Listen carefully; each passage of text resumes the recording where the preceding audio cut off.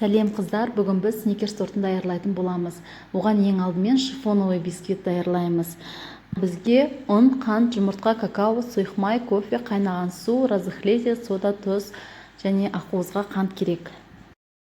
Ең алдымен қайнап тұрған ыстық суымызға кофе мен какаоны араластырып, ерітіп, суытып қоямыз.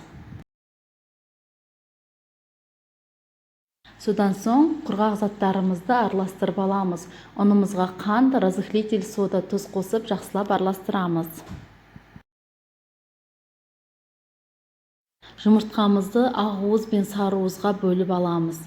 Содан соң сарыуызын миксермен жақсылап араластыра отырып, оған кофе мен какао араласқан қайнаған суымызды құямыз.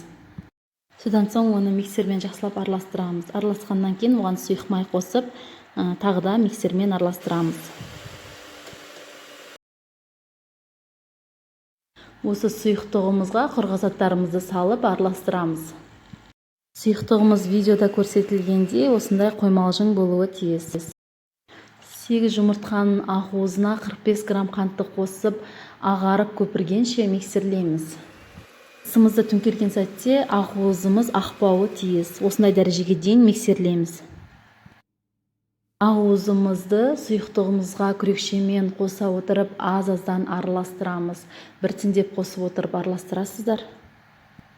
Видеода менің ыдысым кішірек болғандықтан мен үлкендеу ыдысқа салып алып, осы ақуызбен сұйықтығымызды жақсылап күрекшемен айналдыра отырып араластырып шықтым.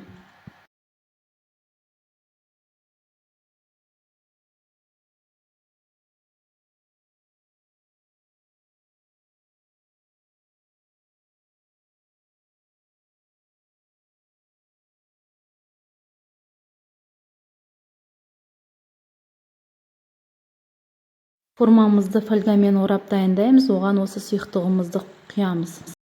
26 см формаға құйып, 180 градуста қызып тұрған пеште 40 минуттай пісіреміз. Барлығы сіздің пешіңізге байланысты піскенін ағаш таяқшамен міндетті түрде тексеріп көріңіздер. Даярлаймыз. Ол үшін вареная сгущенкаға тұздалған арахис қосып, жақсылап араластырып аламыз. Осы кремімізді тортымыздың бірінші слойына жағамыз.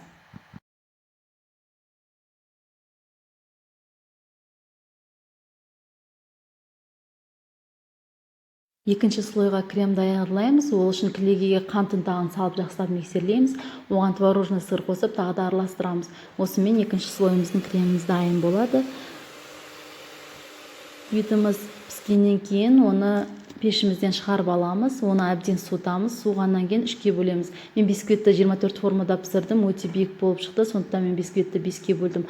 Сіздерге 26 см формада пісіруге кеңес беремін. Екінші слойымыздың кремі осындай қоймалжың, ақ түсті болуы тиіс. Бисквитімізді пешімізден шығарып алдық. Енді осыны мен 5 бөлікке бөлдім. Сіздер 3 бөлікке бөлсеңіздер болады. 26 см формада пісіріңіздер. Бөліп алдым.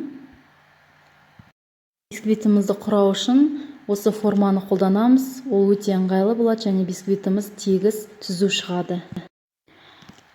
Бірінші слойымызды, бисквитімізді формаға салғаннан кейін вареная сгущенкамен жасалған кремімізді жағамыз. Тортым 5 бөліктен тұрғандықтан мен кезекпен бірінші вареная сгущенкамен салынған кремімізді жақтым. Одан кейін творожный сыр, одан қайттан вареная сгущенкамен жасалған кремді, одан кейін қайттан творожный сырмен жасалған кремімізді жақтым.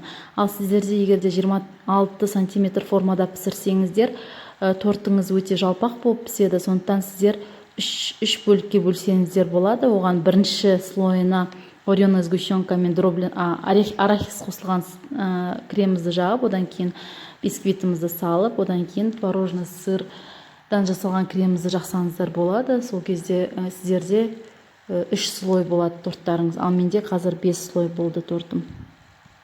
Менің бисквитім өте биік болғаннан кейін мен 5-ке бөлдім.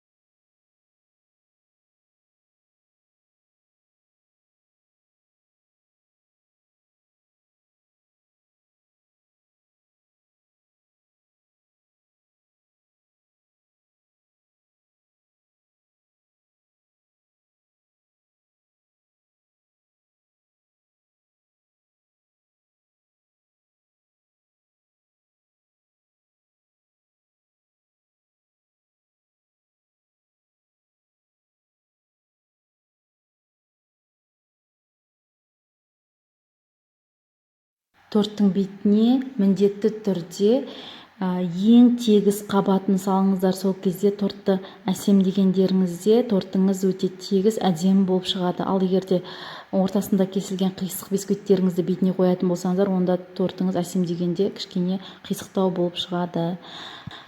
Кезекте 2 ас қасық сары май, 500 мл сливки, 200 грамм шоколады, желательно молочный шоколад для сникерс торта дегенді алып, үшеуін араластырып, ерітіп алып, тортымыздың бетіне осыны даярлаймыз. Оған осы сұйықтығымызға біз 200 грамм дробленный арахисті қосып, жақсылап араластырып, оны тортымыздың бетіне құямыз. Сөйтіп жан-жағына барлығына жағып шығамыз. Сөйтіп біздің сникерс тортымызды жақсылап әсемдеп даярлап аламыз.